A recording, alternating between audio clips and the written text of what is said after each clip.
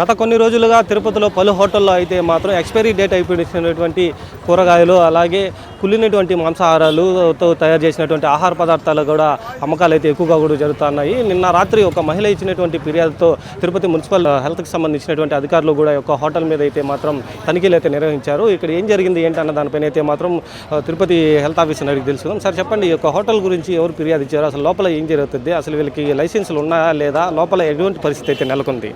Hotel గురించి ఒక baby 3 years girl ఉంది. ఆ గర్ల్కి బిర్యానీ సర్వ్ చేశారని వాళ్ళ మదర్ కంప్లైంట్ ఇచ్చారు. సో ఆ సర్వ్ చేసిన బిర్యానీ ఆ పాప తీసుకోవడం వల్ల ఆ పాపకి సమ్ ఫుడ్ పాయిజనింగ్ లక్షణాలు అంటే డయేరియా, వామిటింగ్స్ ఇవన్నీ కూడా గుర్తించామని చెప్పి కంప్లైంట్ చేయడం జరిగింది. సో ఈరోజు ఫుడ్ సేఫ్టీ విభాగంతో అండ్ శానిటరీ డిపార్ట్మెంట్ అందరితో కూడా మనం ఇన్స్పెక్షన్ చేయడం జరిగింది. సో మెయిన్ ప్రథమంగా వీళ్ళు ట్రేడ్ లైసెన్స్ అనేది లేదు ఎస్టాబ్లిష్మెంట్కి. ట్రేడ్ లైసెన్స్ తీసుకోమని చెప్పి లోకల్ శానిటరీ ఇన్స్పెక్టర్ రిపీటెడ్గా వాళ్ళకి వార్నింగ్ ఇచ్చినా కూడా తీసుకోకుండా నెగ్లిజెన్స్ చూపించడం జరిగింది. దాంతోపాటు మనకి ఫుడ్ హ్యాండ్లర్స్ ఎవరైతే ఉన్నారో ఫుడ్ హ్యాండ్లర్స్ కూడా గ్లౌజ్ కానీ, మాస్క్ కానీ, హెడ్ క్యాప్స్ కానీ ఇవేం లేకుండా అలాగే డైరెక్ట్గా ఫుడ్ హ్యాండిల్ చేయడం జరుగుతుంది. వీళ్ళు ఎవరికైనా కమ్యూనికబుల్ డిసీజెస్ ఉంటే కూడా వాళ్ళ ద్వారా ఆ ఫుడ్ కంటామినేట్ అయ్యి ఇట్లా ఫుడ్ పాయిజనింగ్ జరిగే అవకాశం కూడా ఉంది. ఆ విధంగా దర్యాప్తు చేస్తున్నాము. సో మనకి సీ ఫుడ్ వీళ్ళు ప్రాన్స్ అండ్ ఫిష్ స్టోరేజ్ పెట్టుకున్నారు. వాటి మీద ఎక్కడ కూడా ఎక్స్పైరీ డేట్లు లేవు, ఎక్కడ కూడా మనకి ఎప్పుడు పర్చేస్ చేస్తారో బిల్లులు కూడా లేవు. ఆ మెటీరియల్ అంతా సీజ్ చేసాము. మేము కుకింగ్ ఎన్విరాన్మెంట్ కూడా హైలీ ఇన్సానిటరీ ఎన్విరాన్మెంట్లో కుకింగ్ కండిషన్స్ ఉన్నాయి. అండ్ స్టోరేజ్ కంపార్ట్మెంట్లో మనకి ఫస్ట్ ఫ్లోర్లో పెట్టుకున్నారు. ఆ స్టోరేజ్ కంపార్ట్మెంట్లో కూడా చెడిపోయిన వెజిటేబుల్స్ ఇవన్నీ గుర్తించాము. దాంతోపాటు హెవీ రొడెంట్ ఇన్ఫెస్టేషన్ అనేది అబ్జర్వ్ చేసాము. సో ర్యాట్ డ్రాపింగ్స్ అంతా కూడా ఐడెంటిఫై అయ్యి సో మెటీరియల్ అంతా కూడా అక్కడ డంప్ చేయడం జరిగింది. వేస్ట్ మెటీరియల్ ఎక్కడైతే వీళ్ళకి పనికిరాని మెటీరియల్ అంతా కూడా పైన డంప్ చేశారు. ఆ డంప్ చేయడం వల్ల పెస్ట్ అండ్ రొడెంట్ కంట్రోల్ మెథడ్స్ కూడా తీసుకోకపోవడం వల్ల అక్కడంతా కూడా పెస్ట్ అండ్ రొడెంట్ ఇన్ఫెస్టేషన్ జరిగింది. సో టెంపరీగా ఎస్టాబ్లిష్మెంట్ని నోటీస్ ఇచ్చి క్లోజ్ చేయడం జరిగింది, సీజ్ చేయడం జరిగింది. ఫుడ్ సేఫ్టీ ఆఫీసర్ కూడా బిర్యానీ శాంపుల్ తీసుకున్నారు, ఎందుకంటే మెయిన్ కంప్లైంట్ దాని మీద వచ్చింది కాబట్టి. కర్డ్ కూడా సబ్స్టాండర్డ్గా ఉన్నట్టు గమనించి కర్డ్ శాంపుల్ కూడా తీసుకోవడం జరిగింది.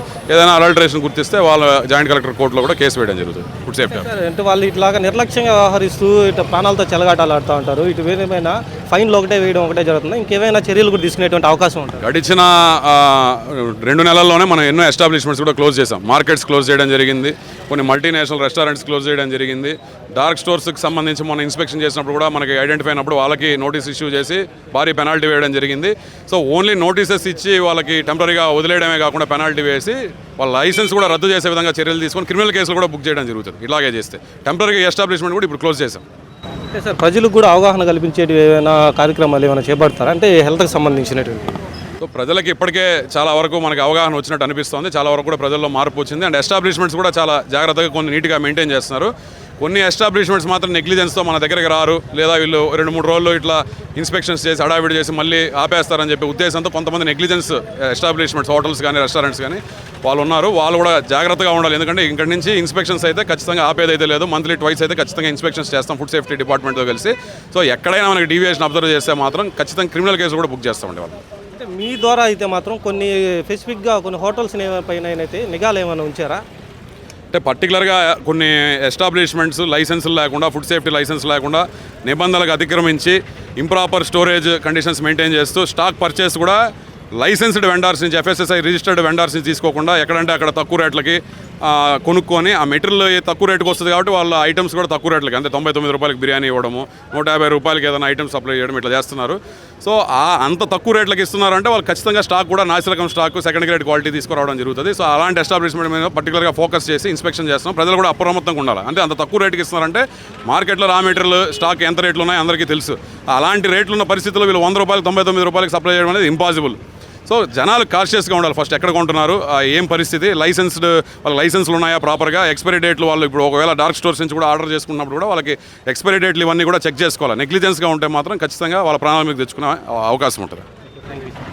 ఒక హోటల్కి సంబంధించి కూడా చూసుకోవచ్చు. ఈ హోటల్లో కూడా చాలా వరకు అంటే ఒక మీట్కి సంబంధించి కూడా ఎక్స్పైరీ డేట్ లేకుండా ఉండేటివి అయితే అమ్మకాలు చేయడం, అలాగే వాటిని బిర్యానీ తయారు చేసి కూడా కస్టమర్స్కి అయితే అందించడం అయితే జరుగుతూ ఉంటుంది. అలాగే కూరగాయలు కూడా చాలా వరకు కులిపినటువంటివి, అలాగే లోపల చూసుకుంటే లోపల అంటే మొత్తం అన్నీ కూడా కులిపినటువంటి కూరగాయలంతా చేయడం, దాంతో అధికారులు కూడా దీన్ని సీజ్ చేసి హోటల్ను కూడా క్లోజ్ చేయడం అయితే జరిగింది.